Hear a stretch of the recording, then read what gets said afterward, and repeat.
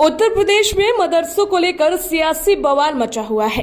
विपक्षी दल मदरसों के सर्वे को लेकर यूपी सरकार और बीजेपी को घेरने में लगी हुई है। वहीं उत्तर प्रदेश में बीजेपी शासित सरकार इस फैसले का बचाव करती हुई नजर आई है।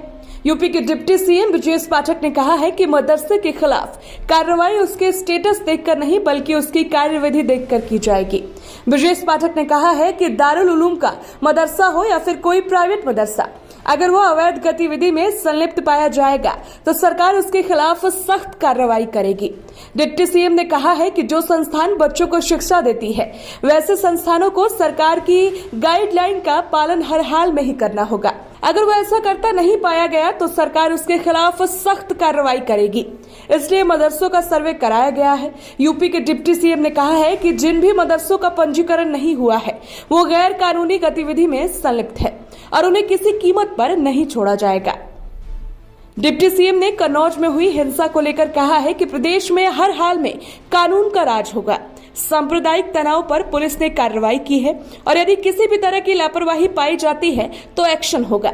उन्होंने असदुद्दीन ओवैसी के उस बयान को लेकर भी पलटवार किया है जिसमें एआईएमआईएम प्रमुख ने कहा था कि एक दिन हिजाब वाली लड़की देश की प्रधानमंत्री बनेगी। ब्रजेश पाठक ने कहा है ओवैसी को नहीं पता कि भारतीय लोकतंत्र संविधान के हिसाब से चलता है।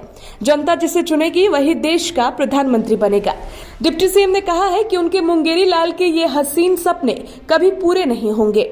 यूपी के डिप्टी सीएम ने कांग्रेस को भी घेरा है। उन्होंने कहा है कि जब कांग्रेस पार्टी अपनी आंतरिक राजनीति से निपट जाएगी तब जाकर देश के बारे में सोच पाएगी। तो इस पर मायावती ने पलटवार किया है। जी हाँ, उत्तर प्रदेश की सरकार की ओर से गैर मान्यता प्राप्त मदरसों के खिलाफ कार्रवाई की बात पर बसपा के राष्ट्रीय अध्यक्ष मायावती ने पलटवार किया है।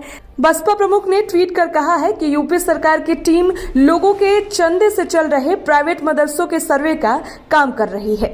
उनके मुताबिक 7500 से अधिक मदरसों की गैर मान्यता प्राप्त होने की बात कही गई है। उन्होंने कहा कि ये मदरसे गरीब बच्चों को तालीम देते हैं। गैर सरकारी मदरसे सरकार पर बोझ नहीं बनना चाहते तो फिर इसमें दखल क्यों? मायावती ने मदरसों में हो रहे हस्तक्षेप को अनुसूचित बताया। Special report the VOB India.